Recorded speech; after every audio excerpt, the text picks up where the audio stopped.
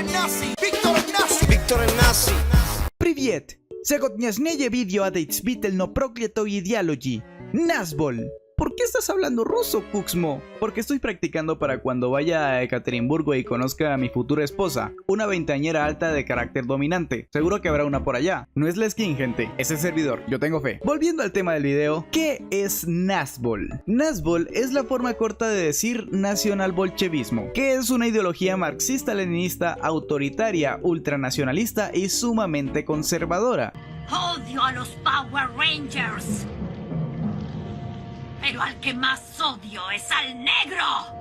Aunque en teoría esto varía, lo que la encasilla en la extrema derecha cultural, además de estar ocasionalmente enemistada con el grupo minoritario local de turno al que la retórica de búsqueda de enemigos fascista apunte, y a veces etnonacionalista. Son, o se han encontrado al tipo de personas que considera que la URSS y la Alemania nazi eran lo mismo. La existencia del Nazbol le da un poco de razón a esa afirmación, pero eso no quiere decir que sea totalmente acertado. El Nazbol entra en el grupo de ideología sincrética, que es cuando mezclan vueltas muy raras que hasta parecen irreconciliables, lo que se presta a que haya muchas variantes, que iré nombrando más adelante en el video. Pero a lo que voy con esta parte es que el Nazbol destaca sobre todo en la parte del totalitarismo. Hannah Arendt le dedicó un libro al análisis de este fenómeno, y lo usó para referirse específicamente a dos estados, los únicos que considera han llegado a ganarse el honor o deshonor de ser totalitarios, la URSS y el Tercer Reich.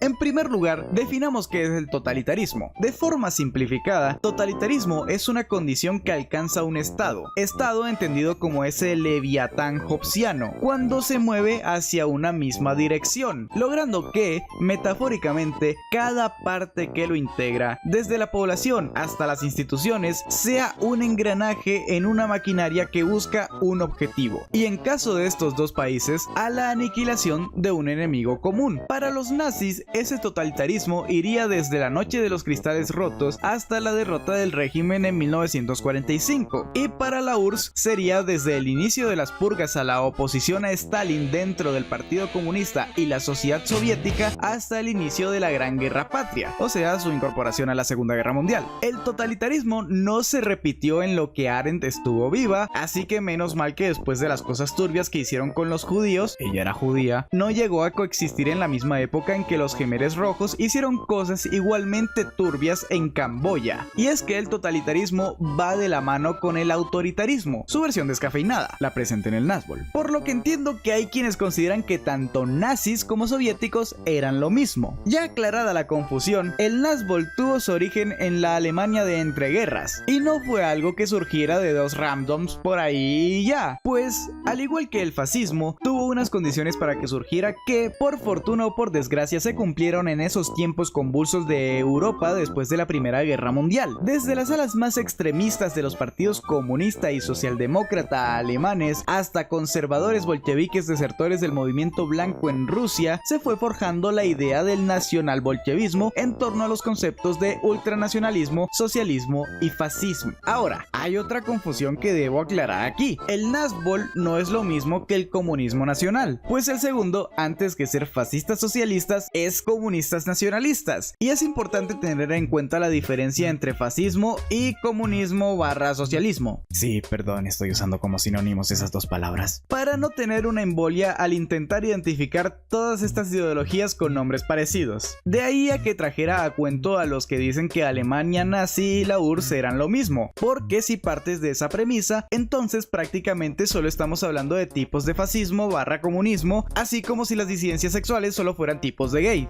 Los líderes del género femenino masculino y 39 tipos de gay. Sí, el Nazbol tiene elementos del fascismo, pero no es meramente fascista, y es marxista-leninista, pero de nuevo, creo que debe ser percibido por lo que es como un producto final y no por lo que lo conforma. Es decir, más que ser fusión de, es influido por un pajazo mental, lo sé, pero aún así es de las ideologías más inesperadamente llevadas a cabo en la vida real. La wiki establece que el Nazbol ocurrió en el ejemplo más notable, el Pacto Molotov-Ribbentrop, en que Alemania y la URSS acordarían establecer sus esferas de influencia en Europa del Este, pero también estaría presente en los regímenes de Pol Pot en Camboya, de Saddam Hussein en Irak, de Robert Mugabe en Zimbabue, de Slobodan Milosevic en Yugoslavia, de Francisco Macías Nguema en Guinea Ecuatorial y más discutiblemente en la Rumanía de Nicolae Ceausescu, en la Bulgaria de Todor Shivkov,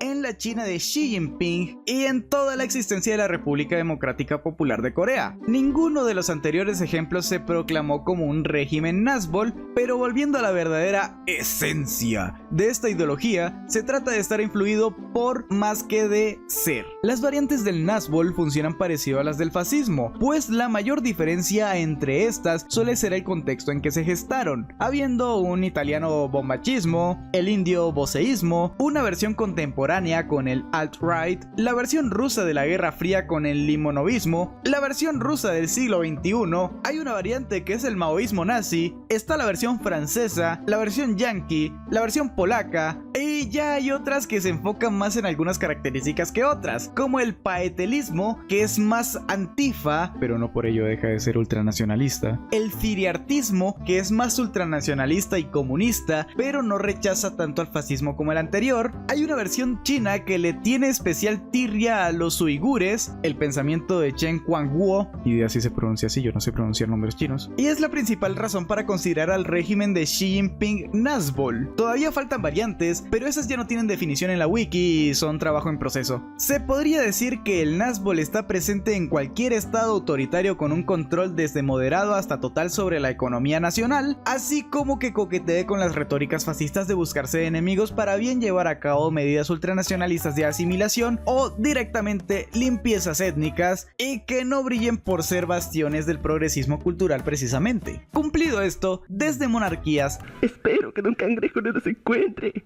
Ese mañana me está contando su dinero. Pero acércate más, Bob. Vamos a hacer una fórmula secreta. Pasando por teocracias, repúblicas presidenciales y parlamentarias, hasta repúblicas populares, son compatibles con el Nazgûl. Eso es todo por ahora. Mantendré la dinámica de un video de jueguito y un video de cualquier otra cosa que no sea jueguito a partir de ahora. Así que el siguiente toca jueguito. Ya veremos qué votan los miembros al respecto. Muchas gracias a mis peludos miembros, los Esquivisigmas, Camio, Iseaman y Fénix O1012, que me ayudan a costearme esas copias que necesito leer de la universidad. Y muchas gracias a todos ustedes por ver. Nos vemos.